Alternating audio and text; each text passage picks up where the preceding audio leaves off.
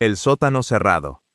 Una noche cualquiera en Montana, a finales de los años 50, un niño de 8 años oye cómo alguien arrastra la mesa de la cocina sobre su cabeza. Después, el golpe seco de la trampilla al cerrarse. Abajo no hay luz. No hay ventana. Solo un catre y el sonido de las ratas moviéndose entre las paredes. Arriba, su madre se sirve otra copa y apaga la lámpara de la cocina. Para Clarnell Strandberg, ese ritual tiene una lógica sencilla. Su hijo Edmund podría hacerle daño a sus hermanas. Así que lo encierra bajo el suelo de su propia casa cada noche, como quien guarda algo que no quiere usar, pero tampoco quiere tirar. Edmund Emil Kemper III tenía un coeficiente intelectual de 145, y a los 15 años ya medía 1,93 m. Su madre se burlaba de su tamaño, le decía que era un inútil, le repetía, con la constancia de un goteo, que ninguna mujer lo querría jamás, que daba asco, que era invisible. A los 14 años, Kemper huyó a California para vivir con su padre. Su padre lo recibió, lo miró de arriba abajo y lo mandó a casa de los abuelos. No lo quería cerca de su nueva familia. Los abuelos tampoco sabían qué hacer con él. Un día de agosto de 1964, Kemper, con 15 años, tomó un rifle del calibre 22 y mató a su abuela de un disparo en la cabeza. Cuando su abuelo volvió del campo, lo mató también. Llamó a su madre para contárselo. Fue internado en el Hospital Psiquiátrico de Atascadero, donde los médicos lo describieron como un paciente modelo. Lo liberaron el día que cumplió 21 años. Y lo devolvieron, contra la recomendación de sus propios psiquiatras, a vivir con Clarnell. Lo que siguió fueron 3 años de convivencia explosiva. Pero lo que nadie veía era lo que Kemper hacía cuando salía de esa casa. Entre mayo de 1972 y abril de 1973, recogió a 6 universitarias que hacían autostop cerca del campus de la Universidad de California en Santa Cruz. Las mató a todas. Años después, explicó que cada una de ellas era un ensayo, un sustituto, que la verdadera Diana siempre había sido su madre. El 20 de abril de 1973, Kemper entró en la habitación de Clarnell mientras dormía y la mató con un martillo. Al día siguiente, se entregó a la policía de Santa Cruz. Dijo que sin ella ya no tenía motivo para seguir matando. Fue condenado a 8 cadenas perpetuas. Más de medio siglo después, sigue preso en la California Medical Facility de Vacaville. Ha rechazado todas sus audiencias de libertad condicional. Clarnell le repetía que era invisible. Hoy, cada criminólogo del mundo sabe el nombre de su hijo. Ella es una nota al pie en su expediente. Kemper fue encerrado bajo una cocina. El siguiente caso creció en una granja de la que nunca se le permitió salir. La habitación sellada. Plainfield, Wisconsin. Una granja a 10 kilómetros del pueblo más cercano, rodeada de campos vacíos y caminos de tierra que no llevan a ningún sitio. Cada tarde, sin excepción, una mujer abría la Biblia frente a sus 2 hijos y les leía pasajes sobre castigo divino, inundaciones y muerte. No era catecismo, no era fe, era lo único que esos niños conocían del mundo exterior, que el mundo exterior era pecado. Augusta Gain era luterana, fanática y absoluta. Le enseñó a Edward que las mujeres eran instrumentos del diablo, que el sexo era una abominación y que cualquier contacto fuera de la granja era una puerta al infierno. No le permitía tener amigos. El padre, George, era un alcohólico que murió de un fallo cardíaco en 1940. El hermano mayor, Henry, murió en 1944 mientras apagaba un incendio junto a Ed. La causa oficial fue asfixia, pero el cuerpo tenía golpes en la cabeza que nunca se explicaron. Nadie investigó más. Ed quedó solo con Augusta. La cuidó cuando sufrió el primer derrame. La alimentó, la bañó, la acompañó mientras ella seguía predicándole con la mitad del cuerpo paralizada.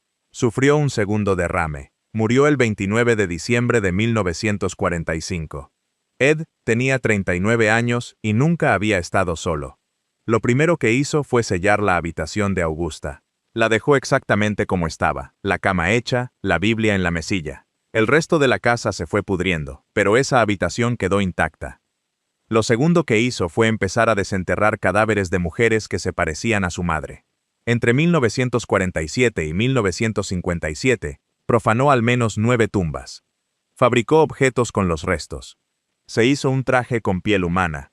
Los psiquiatras que lo evaluaron después de su arresto concluyeron que Gain no intentaba mutilar, intentaba recrear a su madre, ponerse su piel, convertirse en ella. El 16 de noviembre de 1957, la policía encontró el cuerpo de Bernice Worden, dueña de la ferretería local, colgado en el cobertizo de Gain. También encontraron los restos de Mary Hogan, una tabernera desaparecida en 1954, y encontraron la habitación sellada, impecable, como un santuario en medio de un matadero. Gain fue declarado mentalmente incompetente. Murió en una institución psiquiátrica en 1984. Su caso inspiró a Norman Bates, a Leatherface, a Buffalo Bill. Augusta le enseñó que las mujeres eran el mal. Ed Gein pasó el resto de su vida intentando convertirse en una. Gein fue aislado del mundo. El siguiente caso no fue aislado del mundo. Fue exhibido ante él. Los rizos de seda. Blacksburg, Virginia, 1943. Un niño de 7 años cruza la puerta de la escuela con un vestido de niña, rizos postizos pegados al pelo y los pies descalzos. No es un disfraz de carnaval, no es un castigo puntual, es lo que su madre decidió que usaría hoy, y mañana, y pasado mañana. Viola Dixon Lucas era prostituta y alcohólica, y tenía una forma muy particular de criar a su hijo menor, Henry Lee Lucas, humillarlo de la manera más visible y más constante posible. Viola no se limitó a vestirlo de niña. Le disparó a una mula que un conocido le regaló. Lo golpeó con una tabla de madera hasta dejarlo en coma durante 3 días cuando aceptó unos zapatos de la escuela. Lo sentaba en la habitación mientras ella atendía a sus clientes, con la puerta abierta, para que mirara. El padre de Henry, Anderson, era un alcohólico que había perdido ambas piernas en un accidente ferroviario y se arrastraba por la casa en un carrito improvisado. Según algunos relatos, una noche Anderson se dejó caer en la nieve y no volvió a levantarse. Prefirió morir de frío que pasar otra noche bajo el mismo techo que Viola.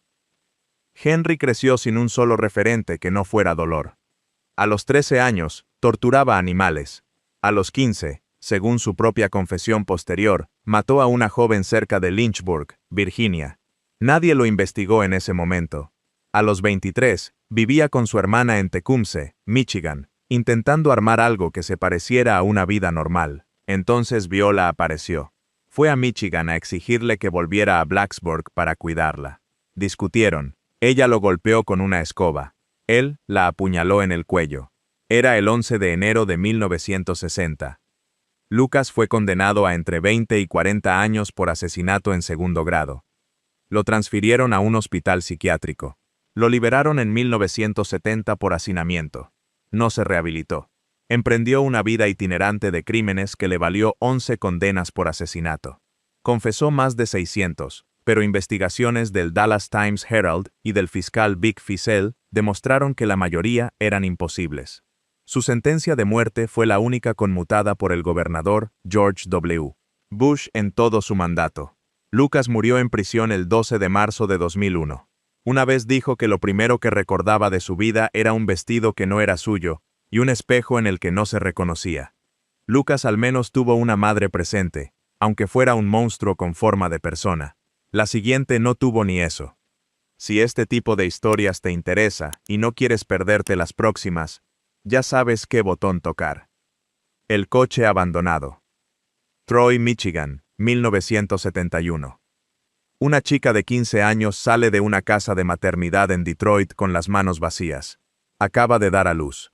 No sabe quién es el padre con certeza. Su madre se fue cuando ella tenía 4 años. Sus abuelos, que la adoptaron legalmente, son alcohólicos. Ella ha denunciado que su abuelo abusó de ella física y sexualmente desde la infancia. El bebé desaparece en el sistema de adopción. Cuando vuelve a casa, su abuelo la echa. Su nuevo hogar es un coche abandonado en un bosque a las afueras de la ciudad. Eileen Carol Wuornos nació el 29 de febrero de 1956 en Rochester, Michigan. Su padre, Leo Pittman, nunca la conoció.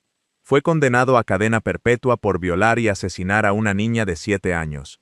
Se suicidó en prisión. Eileen no se enteró de quién era su padre hasta años después.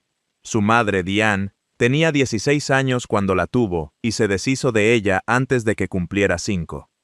Sin casa, sin escuela, sin un solo adulto que la reclamara, Wuornos sobrevivió haciendo autostop y prostituyéndose por las carreteras de Michigan y después de Florida. Acumuló arrestos por asalto, robo a mano armada, posesión de armas. Florida la absorbió sin hacer preguntas. Entre finales de 1989 y finales de 1990, Wuornos mató a 7 hombres en el centro de Florida. Todos eran clientes. Les disparaba, los robaba y abandonaba sus coches en las cunetas. Alegó defensa propia en todos los casos, afirmando que cada uno de ellos la había agredido o intentado violar. Los tribunales la creyeron en un solo caso. Fue condenada a muerte en 6 juicios separados. Ejecutada por inyección letal el 9 de octubre de 2002 en la prisión estatal de Florida. Cada adulto en la vida de Aileen Wuornos desapareció. Ella hizo desaparecer a 7. Wuornos creció sin nadie. El siguiente también creció sin nadie, pero él convirtió esa ausencia en algo peor, una familia diseñada a su medida. La jarra de cerveza. Cincinnati, Ohio, 1934. Una chica de 16 años da a luz en un hospital público. En el certificado de nacimiento escriben, sin nombre, Maddox. No hay padre presente, no hay plan. No hay nadie esperando fuera con una manta y un biberón. Charles Mills Manson llegó al mundo como un error administrativo. Su madre, Kathleen Maddox, era una adolescente fugada de un hogar religioso en Kentucky. Manson contó más tarde que Kathleen lo vendió a una camarera sin hijos a cambio de una jarra de cerveza, y que un tío tuvo que ir a buscarlo días después. Kathleen negó la historia. Lo que nadie niega es lo que vino después. En 1939, cuando Charles tenía 5 años, Kathleen y su hermano fueron condenados a 5 años de prisión por robo a mano armada en una gasolinera de Charleston, Virginia Occidental. Charles fue enviado con sus tíos. Cuando Kathleen salió de prisión, intentó colocar al niño en un orfanato. No había plazas. Lo internaron en la Gibault School for Boys, en Terre Haute, Indiana. Se fugó a los 10 meses. Volvió con su madre. Ella lo rechazó. A los 13 años, Manson atracó una tienda de comestibles. Lo encerraron en otro reformatorio. Se fugó. Lo atraparon. Lo encerraron de nuevo. A los 16 años había pasado más tiempo tras las rejas que fuera de ellas. Nadie le enseñó a querer a nadie, pero aprendió a leer a las personas como quien lee un mapa de carreteras, buscando la ruta más corta hacia lo que necesitaba. El 21 de marzo de 1967, con 32 años, Manson fue liberado y llegó a San Francisco. Hizo lo único que sabía hacer, construir desde cero algo que se pareciera a una familia. Encontró a Mary Brunner, una bibliotecaria de 23 años. Después a Lynette Fromm, una adolescente fugada de su casa. Y después a decenas más. Les ofreció lo que él nunca tuvo, un lugar donde pertenecer. Solo que esta vez él ponía las reglas. Y las reglas terminaron en Cielo Drive la noche del 8 de agosto de 1969, con 5 muertos, entre ellos la actriz Sharon Tate. Manson fue condenado por conspiración en los asesinatos Tate LaBianca y en los de Gary Hinman y Donald Shea. Nunca mató con sus propias manos. Su sentencia de muerte fue conmutada cuando California abolió la pena capital. Murió en prisión el 19 de noviembre de 2017, a los 83 años. Su madre, Kathleen, le había dado el apellido de un hombre que no era su padre, un apellido que se convertiría en sinónimo de terror en todo el mundo. Ella murió en 1973, anónima, en Spokane, Washington. Cada caso hasta aquí tiene un villano claro: la madre que humilla, la madre que aísla, la madre que golpea, los abuelos que abusan, el sistema que mira para otro lado. El último caso no tiene villano. Y eso es lo que lo hace el más inquietante de todos. La casa vacía. Bath, Ohio, verano de 1978. Un chico de 18 años está solo en una casa suburbana de un barrio tranquilo. No hay gritos, no hay golpes, no hay Biblia abierta sobre la mesa ni vestidos de niña en el armario. Solo silencio. Jeffrey Lionel Dahmer nació el 21 de mayo de 1960 en Milwaukee, Wisconsin. Sus padres, Lionel y Joyce, no lo golpeaban, no lo encerraban, no lo vestían de nada. Lo que hacían era pelear.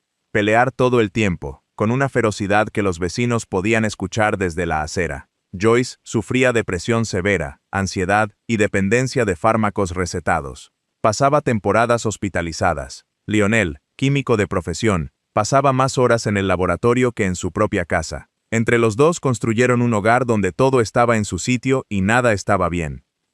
Jeffrey no tenía amigos. No los buscaba y nadie lo buscaba a él. Desde la adolescencia coleccionaba huesos de animales y los diseccionaba en el bosque detrás de su casa. A los 13 años empezó a beber. A esa misma edad, fantaseó con atacar a un corredor del barrio con un bate de béisbol. El corredor no pasó ese día. Cuando Jeffrey tenía 18 años, sus padres se divorciaron. Joyce se llevó al hermano menor, David. Lionel se fue con otra mujer. La casa quedó vacía. Y en esa casa vacía, durante el verano de 1978, Jeffrey Dahmer cometió su primer asesinato. No hubo un momento de quiebre.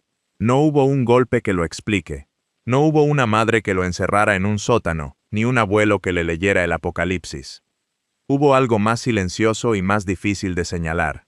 Una acumulación de ausencias, emocionales, no físicas. Un padre que no estaba, una madre que no podía, y un chico que coleccionaba huesos en el bosque y al que nadie miró con suficiente atención. El propio Dahmer insistió toda su vida en que sus padres no tuvieron la culpa. Se irritaba cuando alguien los señalaba. Su psiquiatra evaluador dijo que los padres de Dahmer parecían estar dentro del rango de lo normal. Y tal vez eso sea lo más perturbador de todo, que lo normal y lo catastrófico pueden estar separados por una línea invisible. Jeffrey Dahmer mató a 17 hombres y jóvenes entre 1978 y 1991. Fue condenado a 15 cadenas perpetuas consecutivas, el equivalente a 957 años de prisión. El 28 de noviembre de 1994, otro recluso lo mató a golpes en un baño del Columbia Correctional Institution. Su padre, Lionel, escribió un libro años después. En una de sus páginas, se preguntaba si el potencial para el mal puede transmitirse en la sangre. Dahmer dijo que sus padres no tenían la culpa. Tal vez tenía razón. Tal vez eso es lo más aterrador de todo, que a veces no hay nadie a quien señalar. Solo una casa vacía y un silencio que nadie escuchó a tiempo.